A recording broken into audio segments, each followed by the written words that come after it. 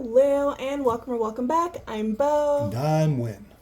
And this paycheck budget is going to be a little different from normal. We are going to be working with all rollover. So we are beginning our month ahead where we're using last month's money. Well, actually it's before last month's money to pay for this month. This pessimistic estimate is what we added to our rollover a couple weeks ago. So his rollover is $37.56. My rollover is $17.72, and that is $55.28, which is what goes here. And this is worst case scenario if we go terribly over budget in the last budget, which has not been closed out yet. Yeah, I was just going to say, don't let this fool you. This is not a sad estimate. This just means we're thinking in very practical terms. Yes, because we have a bad habit of going over budget, especially in dining out, because I like to be delulu, or I'm scared that if I put the budget higher that we'll go even further over that. I don't know what exactly it is. But all that being said, let's get into his spending. So we have the usual rent coming. Rent is coming up swiftly. It's going to be $13.50. Kid bills going to be $183. Internet, usual 66, S&M collections 50, and the paycheck allowance essentially $100 miscellaneous, which we addressed in the previous video, is our way of trying to stop the overspending. Yes, give some wiggle room, and also kids are starting to get allowance, and we're just trying to tame the chaos, and go with real numbers.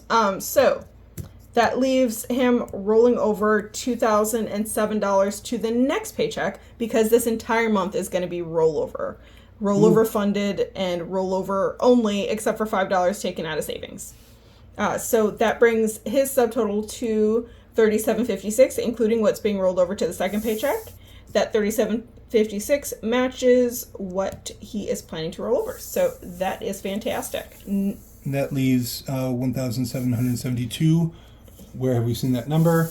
What I'm rolling over. Yep. And he is not saving at all this month. Neither one of us are, because we're trying to get a month ahead. And for that to happen, we need to squeak things as closely as possible without being too delusional about what we spend.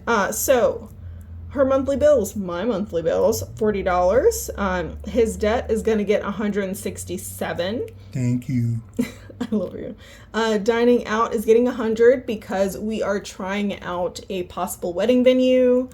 The food's not going to taste itself. Correct. Groceries $220, transportation $60, health $75, home shopping $25, birthdays or miscellaneous giving $5, clothing and shoes $40, pet care $15, personal $100, because wiggle room, and let's be real, we overspend. Leaves me rolling over $925 for a subtotal of $1772, which is how much I'm rolling over. And since that's all that was left, we have a zero-based budget because I'm not saving anything else. This is the first paycheck of using only rollover to fund the whole thing, and I think it's going to go well. So far, so good. Of course, we only just started. I just want to not roll back. I've got roll on the mind. The reason that this is working at all is because the point of budgeting is not to spend as little as possible, sometimes to your detriment. The point of budgeting is to be intentional. And if we want to curb things like overspending, we have to be intentional. We have to look eyes open, no head in the sand, at what we've actually been doing, which is what writing it all down does for us. And then things like having the personal allotment of $100 puts a hard line on what we will or will not do with our money. It is because of this intentionality, it is because of Bo's planning that we are making it. And this should be proof positive that budget beats broke every time. Yep. And never forget that you deserve financial stability, however it may look for you. I love you so much. I hope you have a great day on purpose. Bye.